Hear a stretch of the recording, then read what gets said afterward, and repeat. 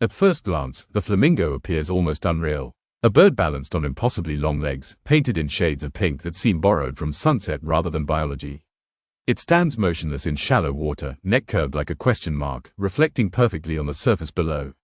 To many, the flamingo is a symbol of elegance or ornament. In truth, it is something far more demanding, a survivor engineered by some of the harshest environments on Earth. The evolutionary story of the flamingo begins millions of years ago, long before color became its defining feature. Its ancestors were water birds adapted to wading and filtering food from shallow lakes. As climates shifted and freshwater habitats became more competitive, flamingos moved toward environments others avoided: salt lakes, alkaline lagoons, and brackish wetlands. These places were hostile, corrosive, and unpredictable, yet they offered one critical advantage: fewer rivals. Survival in such environments required radical specialization. Flamingos evolved elongated legs that lifted their bodies above caustic waters. The joints locked efficiently, allowing them to stand for hours with minimal muscular effort. Contrary to popular belief, standing on one leg is not a sign of fragility, but of efficiency.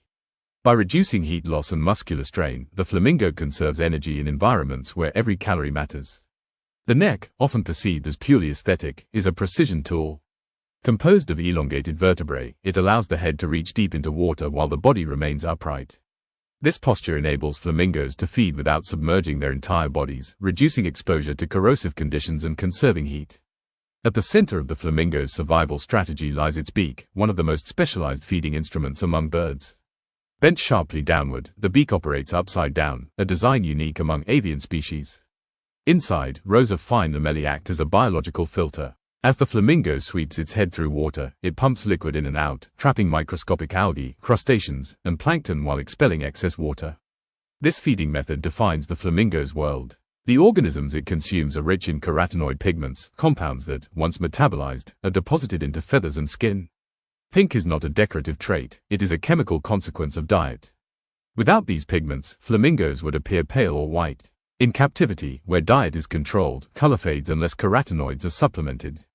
Pink, therefore, is not beauty for beauty's sake. It is a signal of health, access to resources, and survival capability. Flamingos are not solitary birds. They exist almost entirely within massive colonies that can number in the tens or even hundreds of thousands. These colonies form not out of social preference, but necessity. Safety comes in numbers. Predators are detected earlier. Breeding success improves through synchronized behavior. In a landscape where conditions can change overnight, cooperation outweighs competition. Communication within these colonies is constant. Vocalizations, head movements, and collective displays create cohesion among thousands of individuals. One of the most striking behaviors is synchronized movement, entire groups walking, feeding, or taking flight in unison. These displays reinforce social bonds and play a role in mate selection. Reproduction in flamingos is a calculated risk. Nesting occurs in environments so harsh that few predators can tolerate them. Mud nests are built above shallow water, shaped like small cones to protect eggs from flooding and heat. Both parents share incubation duties, rotating shifts while maintaining vigilance. Eggs hatch into gray, down-covered chicks, a stark contrast to the vivid adults surrounding them. Early life is precarious. Chicks gather in creches, large groups supervised by adults. This system allows parents to forage while maintaining collective protection. Recognition between parent and chick relies on vocal signatures rather than appearance, an adaptation critical in colonies where thousands of chicks look identical. Despite their apparent abundance, flamingos are sensitive to disturbance. Water levels, salinity, and food availability must align precisely for successful breeding. A single disruption, drought, pollution, or human interference can cause entire colonies to abandon nesting attempts. Yet for millions of years, flamingos have endured. They have learned to read the rhythms of water and salt, adapting their lives to environments defined by instability. Their elegance is not accidental. It is the visible result of invisible pressures, refined over time. As seasons progress, flamingos become living indicators of environmental health. Changes in their movement patterns often reflect shifts in water chemistry and climate. When lakes dry too quickly or salinity spikes beyond tolerance, colonies disperse, sometimes traveling hundreds of kilometers in search of suitable conditions. These journeys are not migrations in the traditional sense, but responses to necessity rather than calendar. Flight, for a bird of such proportions, is surprisingly efficient. Flamingos require a running start across water, using long legs to build momentum before lifting into the air.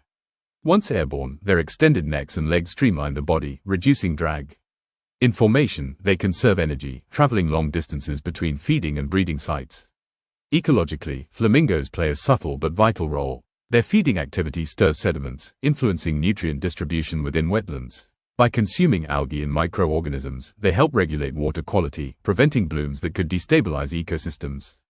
Their presence shapes the very chemistry of the environments they inhabit. Human activity has placed increasing pressure on these systems. Wetland drainage, water diversion, pollution, and climate change threaten the delicate balance flamingos depend on. Disturbance during breeding can lead to complete reproductive failure. Unlike adaptable urban birds, flamingos cannot simply relocate to any body of water. Their requirements are precise, and suitable habitats are rare. Conservation efforts focus not only on protecting birds, but on preserving entire wetland systems. Flamingos cannot survive without salt lakes, and salt lakes cannot survive without careful water management. Their fate is intertwined with landscapes often dismissed as barren or expendable. There is a quiet lesson embedded in the flamingo's existence. What appears fragile may be highly specialized. What appears decorative may be essential. Survival does not always favor those who blend in, but those who adapt fully, even if that adaptation makes them stand out. As dawn breaks over a shallow lake, thousands of flamingos shift almost imperceptibly. Pink reflections ripple across the water. The scene feels timeless, yet it is fragile, dependent on forces far beyond the birds themselves. The flamingo remains balanced, alert, and enduring, an elegant answer to an unforgiving world.